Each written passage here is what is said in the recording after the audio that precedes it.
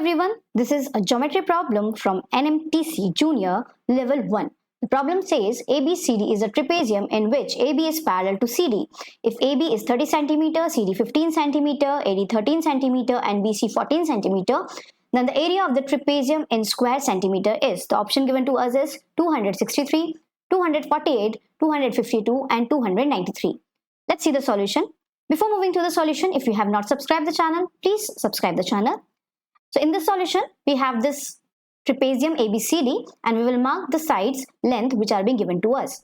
To find the area of this trapezium, this is the main construction. You should remember that what we are going to do, we are going to draw a line parallel to CB, that is DE parallel to CB. This is what we have constructed. So that we get a parallelogram EBCD. Since DC was already parallel to AB, now we have drawn DE parallel to CB. So both the pair of opposite side of this quadrilateral are parallel to each other. Therefore, this is a parallelogram. So in this way, we can write DE as 14 cm and AE as 15, since we will have EB as 15. So subtracting 15 cm from 30 cm, we are going to get 15 cm. Now, to find the area of this triangle, we are going to use the herons formula. That is, the area of triangle DEE will be calculated using herons formula. So we will calculate semi-perimeter. That comes out to be 21.